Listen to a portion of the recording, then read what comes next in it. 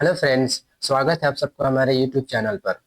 तो फ्रेंड्स, आज आप सबके लिए एक छोटा सा टॉपिक्स पे बात करने वाले हैं, जो कि मैट्रिक परीक्षा जो होने वाली है 2025 में फरवरी में, उन्हीं से कुछ इंपॉर्टेंट मिलता जुलता जो क्वेश्चन आपके लिए होता है। इतना ही मान के चलो कि मोस्ट इंपॉर्टेंट क्वेश्चन जो है, जो आपका 10th क्लास मैथ का क्वेश्चन है, जैसे कि आप स्क्रीन में देख पा रहे हैं। कहता है द्विघात समीकरण 3x² माइनस 2x प्लस 1/3 के मूलों की प्रकृति ज्ञात कीजिए। यह कहता है मूलों की प्रकृति ज्ञात करना है कि यह मूल किस प्रकार का होता है। और कभी कभार ये भी क्वेश्चन आपसे पूछता है कि मूलों की प्रकृति ज्ञात कीजिए। यदि मूल हो तो द्विघात सूत्र का उपयोग करके मूल ज्ञात कीजिए। चलिए, तो आज हम आपको ये बताने वाले हैं क्वेश्चन को, जरा इसको पूरे बताकर आपको दिखाते हैं सर किस प्रकार से इस पे रिलेटेड क्वेश्चन आपसे बनाया जाता है, आपसे पूछा जाता है। तो यहाँ पर आप जैसे कि देख पा रहे हैं, द्विघात समीकरण यहाँ पर क्वेश्चन में बोला है। तो आपको इसमें करना क्या होता है, इसको पहले समझिए। जब भी इस प्रकार का क्वेश्चन होता है ना, तो आप इस वाले पार्ट को, इसको आपको ए मान लेना है, ठीक है, और इस वाले पार्ट को आपको इसको बी मान लेना है, ठीक है, इस प्रकार से। और इसको आपको क्या मान लेना है, सी। हर एक क्वेश्चन में इसी प्रकार से होंगे। जो चर होगा उसको ए और बी मान लेना है, जो अचर होगा उसको सी मान लेना है सर, ठीक है। तो इस प्रकार से जब होगा और इतना कर लेने के बाद जैसे ए बी सी हो जाएगा, तो आपको एक डिस्क्रिमिनेंट, जिसको कि विविक्तर कहा जाता है, वो निकाल लेना पड़ता है। तो वहां पर आपको तीन प्रकार से निकालने के लिए आएगा। पहला क्या निकालने के लिए आएगा, उसको जरा ध्यान पूर्वक से समझिए। आपको अगर डी निकाल लिएगा और डी का मान 0 आ जाएगा, ठीक है, तो क्या होगा, डी का मान अगर 0 हो जाएगा तो आपको लिख लेना है कि दो बराबर मूल होगा, ठीक है। और अगर डी का मान जो है सो 0 से बड़ा हो जाएगा तो क्या लिखना है, दो भिन्न मूल होगा। और अगर डी का मान जो है 0 से छोटा हो जाएगा तो आपको कहना है कि इसका कोई मूल नहीं होगा। चलिए, इन्हीं टॉपिक्स पे आज हम लोग डिस्कस करते हैं, ध्यान से आपको बताते हैं, और आप ध्यान पूर्वक से समझिएगा कि इस क्वेश्चन को किस प्रकार से आप अच्छे से हल कर पाइएगा, ठीक है। तो चलिए, हम लोग इस पे बताते हैं आपको, और आप अच्छे प्रकार से इसको समझने का प्रयास कीजिए। तो चलिए, यहाँ पर हम लोग सबसे पहले इसमें क्या लिखेंगे, सॉल्यूशन। क्या लिखा जाएगा, ध्यान से देखिए, सॉल्यूशन लिख लीजिएगा। और सॉल्यूशन लिखने के बाद आपको क्या करना है, उसको देखिए। यहाँ पर लिखना है ए बराबर देखिए कि क्या दिया गया है, 3 दिया गया है। और इसी प्रकार बी बराबर देख सकते हैं कि क्या दिया गया है, 2 दिया गया है। तो अब हम लोग आगे लिखना है सी बराबर आप जैसा कि देख पा रहे हैं 1/3 दिया गया है। तो ए बी और सी हो गया, तो हम लोग यहाँ पर क्या लिख लेंगे, डी बराबर। तो डी बराबर फॉर्मूला आप लोग जानते हो कि क्या होता है, बी² -4ac, यही छोटा सा एक फॉर्मूला होता है। ये बहुत बेसिक सा है, इसमें कुछ आपको बहुत ज्यादा आपको परेशानी नहीं है इसको हल करने के लिए। तो बी का मान आप लोग देख पा रहे हैं कितना है, -2 का स्क्वायर है। तो आप यहाँ पर क्या कर लीजिए, -2 का स्क्वायर कर दीजिए। फिर 4 गुना ए, अब देखिए 4 गुना ए आपको लिखना। ए का मान देख सकते हैं कि कितना दिया गया है, ए का मान आपका 3 दिया गया है, तो आप ए का मान कितना बैठा दीजिए, 3।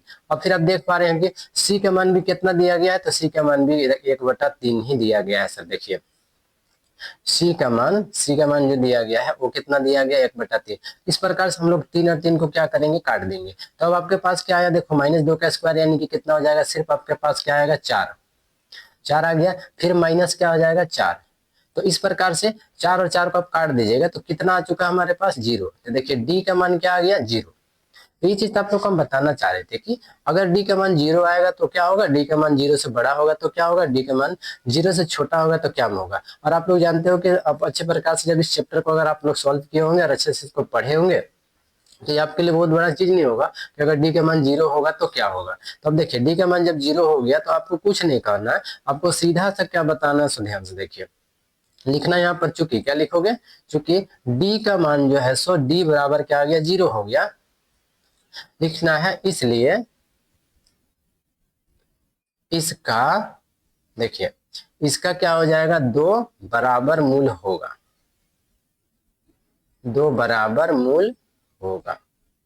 इसमें कोई बड़ा चीज नहीं करना था, देखिए हो गया। आपको इतना ही इस क्वेश्चन में पूछा था कि इसका मूलों की प्रकृति ज्ञात कीजिए। क्या पूछा था, मूलों की प्रकृति। मूलों की प्रकृति क्या है, इसका दो बराबर मूल होगा।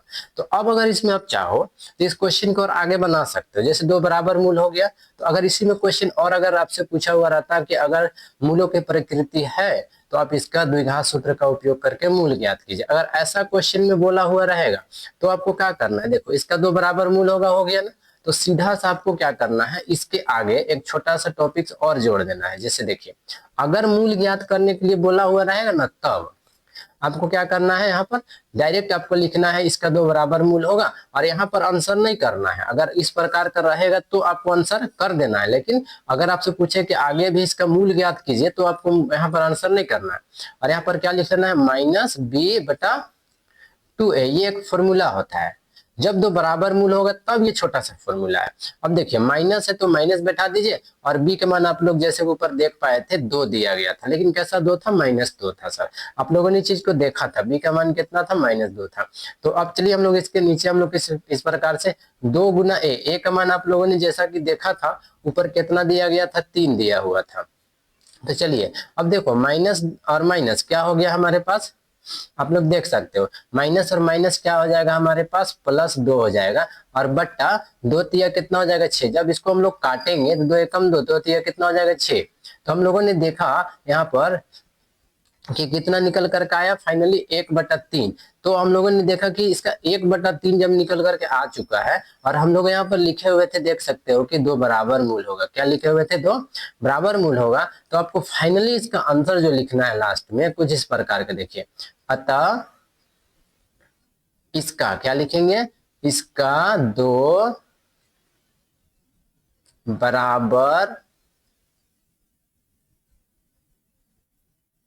मूल बराबर, इसका 2 बराबर मूल बराबर। अब जब 2 बराबर मूल है तो आप इसी को क्या करो, 2 बार लिख दो, ठीक है। 1/3 1/3 क्या लिख देना, 2 बार लिख देना, ऐसे 1/3 1/3, और यही आपका क्या हो जाएगा, आंसर हो जाएगा। तो देखिए आप लोगों ने इसका फाइनली आंसर निकाल करके आपको हम दिखा दिए कि अगर आपसे इस प्रकार से पूछता है तो आपको किस प्रकार से आंसर होंगे। सर देखिए अगर मूलों की प्रकृति भर पूछेगा तो यहीं तक आंसर कर देना है, ठीक है। फाइनली अगर आपसे पूछेगा कि अगर द्विघात सूत्र का उपयोग करके मूल ज्ञात कीजिए, अगर मूलों की प्रकृति अगर मूल है तो द्विघात सूत्र का उपयोग करके मूल ज्ञात कीजिए, अगर क्वेश्चन में बोला हुआ रहेगा तो आपको यहां से बढ़ जाना है, इस स्टेप को क्या करना है, फाइनल की ओर लेकर के चले जाना है। सर देखिए तो फाइनल स्टेप यहां तक हो जाता है।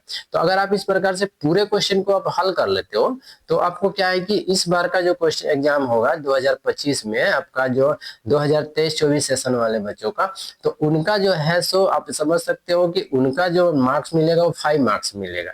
पहले जो मिलता था मान के चलो 2020-21 के आसपास, उस वक्त आपको 6 मार्क्स मिलता था सर इसका, लेकिन अब इसको घटा करके 1 मार्क्स कम कर दिया और 5 मार्क्स मिलता है। तो चलिए आज के वीडियो में हम आपके लिए इतनी सारी चीजों को बताना था। अगर हमारा ये वीडियो आपके लिए हेल्पफुल रहा हो तो हमारे चैनल को लाइक और सब्सक्राइब कर दीजिएगा, जिससे कि हमारे चैनल पे आने वाले वीडियो का नोटिफिकेशन आप तक पहुंचता रहे। तो चलिए आज के लिए हम लोग यहीं पर रुकते हैं। थैंक यू, धन्यवाद।